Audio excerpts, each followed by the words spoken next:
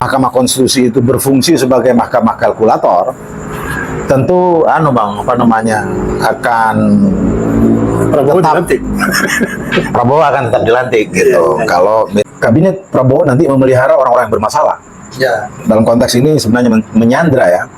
Saya sebenarnya tidak yakin betul Prabowo itu akan menyandra mereka, menyandra orang-orang bermasalah atau Seperti yang dilakukan Jokowi. iya, mengumpulkan orang-orang bermasalah sebagai penyelenggara negara.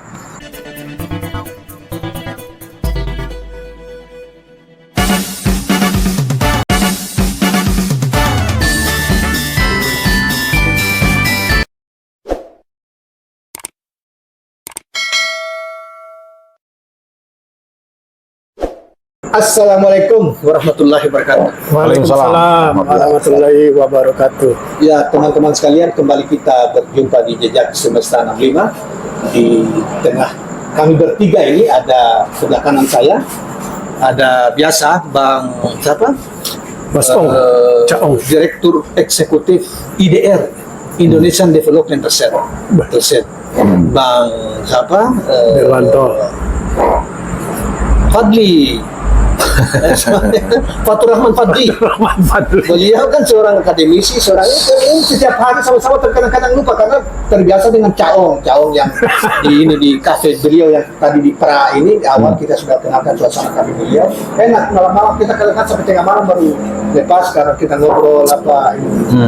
Nah, Pak Fatur Rahman Fadli seorang akademisi, seorang peneliti dan ya boleh dikata pengamat juga lah soal politik dan sebagainya. Kemudian di sebelahnya seperti kita sudah tampilkan di video yang lain tentang seorang yang boleh aktivis senior yang banyak tahu asam garam tentang dunia politik dan hukum, ya, Bang Dewanto ya, kita nanti Bang Dewanto.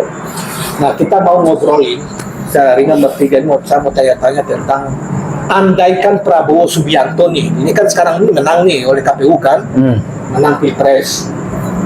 Dan dia dalam janji Pilpres itu juga karena dia akan melanjutkan apa saja yang dilakukan yang sudah dilakukan oleh Jokowi secara politik maupun yang lain gitu. Yaitu kampanye dia dan sampai kemarin-kemarin. Nah, ada satu hal yang memprihatinkan mereka sebagai aktivis dan akademisi ini, termasuk kita juga, itu adalah apakah Prabowo mau melanjutkan tentang politik sandra yang banyak dikhawatirkan orang dan bisa mengganggu itu. Jadi orang misal ketua-ketua partai politik yang sudah diduga ya disandra dan harus mengikuti apa maunya Jokowi ya, yang dilakukan oleh Jokowi sebelumnya.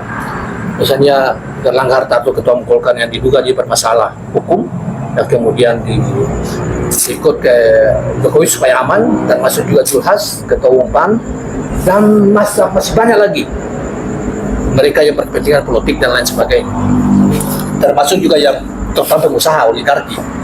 Nah, apakah pertanyaan umumnya begini ke abang berdua ini, apakah Prabowo akan melanjutkan politik sandra yang dilakukan oleh Jokowi itu ke ketua-ketua umum partai, dan bagaimana demokrasi ke depan sebagai aktivis yang ini ya, yang perjuangkan demokrasi selama ini.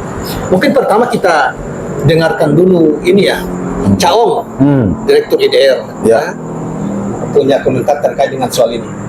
Silakan Bang. Ya, dari satu sisi ya, Prabowo kan pernah ngomong bahwa dia akan merangkul semuanya ya setelah kontestasi, dan dia dinyatakan menang oleh KPU meskipun sampai hari ini masih bermasalah dipersoalkan di Mahkamah Konstitusi. Namun kalau Mahkamah Konstitusi itu berfungsi sebagai mahkamah kalkulator, tentu akan Prabowo dilantik. Prabowo akan tetap dilantik gitu. Kalau misalnya dia berfungsi ANSI sebagai Kalkulator. mahkamah kalkulator gitu. Jadi kita membiayai Mahkamah Konstitusi itu yang seharusnya lebih falsafi ya, kerja-kerjanya lebih substantif dalam cara mengarahkan kita bernegara. Kalau cuman menjadi mahkamah kalkulator, betapa sayangnya kita menggaji para hakim itu ya, maha guru lagi, profesor doktor, bikin malu kalau cuman menjadi kalkulator gitu.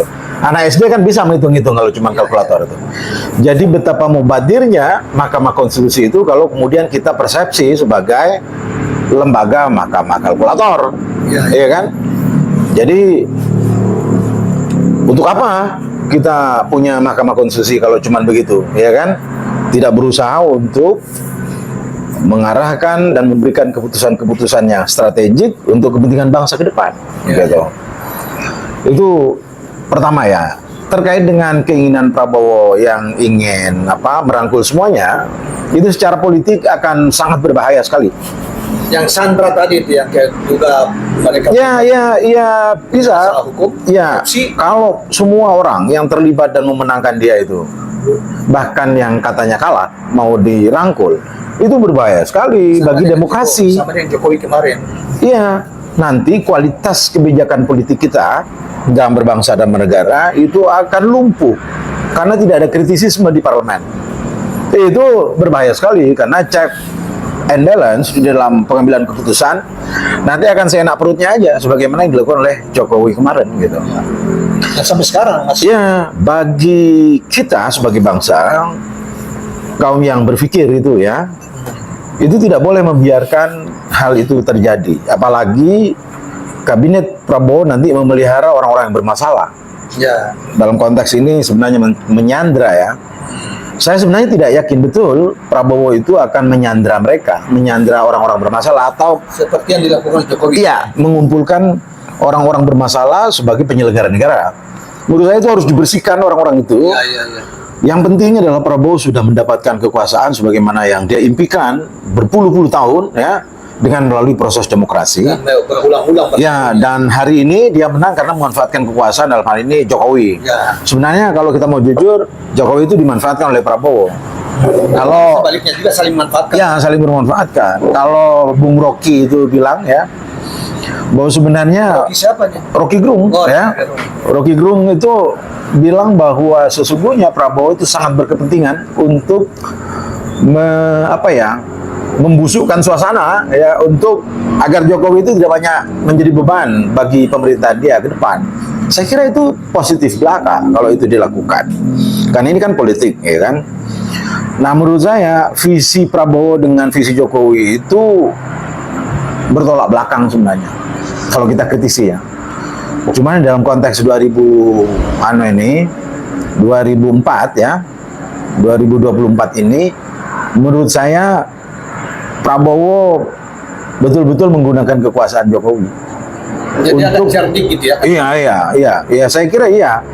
Dan kekalahan beberapa kali itu 2 kali terhadap Jokowi itu kan memberikan pelajaran bagi dia untuk kemudian betapa pentingnya di dalam podcast yang waktu kita beberapa waktu lalu itu saya melihat Prabowo juga belajar tentang politik praktis bahwa kalau tanpa kekuasaan maka kita tidak akan pernah menang. Karena 2024 ini saya juga mendengar Prabowo memanfaatkan kekuasaan Jokowi itu untuk memenangkan dia. Ya sebenarnya Karena itu kemungkinan politik cawe-cawe itu bisa dilanjutkan oleh Prabowo.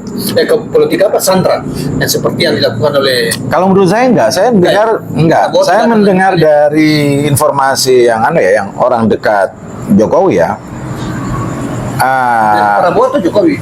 Dari Jokowi, Prabowo tidak menginginkan terlalu banyak orang-orang partai itu yang terlibat di situ. Kalau satu partai pendukung itu cuma satu menteri. Saya profesional gitu. Ya, jadi Prabowo itu sangat dipengaruhi oleh cara berpikir Pak Harto ketika membangun kabinet. Oh, jadi Dia kabinetnya kabinet kabinet lah. kabinet ya ahli. Prabowo maunya begitu gitu. Dan menurut saya itu positif belaka. Ya. Jangan pula kayak SBY gayanya ya, kemudian dikontestasi apalah orang dipanggil Pak Sandiwara gitu. Tapi ternyata juga banyak yang korupsi juga kan menteri-menterinya gitu. Prabowo sangat menginginkan pola-pola Soeharto di dalam bangun kabinet. Second kabinet itu menurut saya dukung itu kalau memang second kabinet karena demi kebaikan bangsa gitu. Nah, saya dengar juga dari partai-partai itu yang pengen 2 atau 3 itu Pak Prabowo membatasi diri dalam konteks ingin memperbaiki bangsa agar tidak terlalu banyak cawe-cawe orang-orang berlatar belakang partai ya. Kalaulah partai ya, kalau apalah partai itu dapat dua, itu yang satunya itu ditunjuk, dia hanya menunjuk, bukan orang partai. Tetapi menunjuk orang profesional atas license dari partai ya. Saya kira itu nada positif ya. Tetapi Jadi artinya tidak diyakini bahwa Prabowo akan melakukan politik sara. oh tidak. Saya kira tidak, itu akan membebani Prabowo sendiri ya kan. Prabowo di masa yang Berarti lebih baik dong kalau Prabowo mungkin mestinya lebih baik daripada Jokowi. ya, tentu lebih baik karena dia juga punya visi ya. Karena itu 2019 kan saya memilih Prabowo ya, karena dibandingkan dengan Jokowi kan. Saya 2019 maupun 2014 juga dukung Prabowo. Nah itu yang 2024 ini saya mendukung Anies Baswedan karena dianggap dalam mata saya itu jauh lebih bagus gitu ya dari ketiganya itu. Nah itu kalau dirangkul dalam konteks partai politik belaka ya, maka dia akan punya potensi untuk melumpuhkan demokrasi. Itu bahayanya. Karena itu strategi merangkul itu boleh-boleh saja, tetapi harus diberikan kebebasan partai politik itu melakukan kritik. Sebab kritik itu sangat penting di dalam kebijakan negara. Ancaman bagi demokrasi kalau itu Prabowo mengambil seperti politik sandra. Iya, politik sandra yang dilakukan Jokowi yang itu sangat tidak benar. Gitu ya. Dan buktinya banyak mengancam iklim demokrasi terancam. Ya, karena tidak ada kritisisme. DPR itu di parlemen itu harus ada dialog, diskursus yang keras sampai pada penentuan kebijakan publik.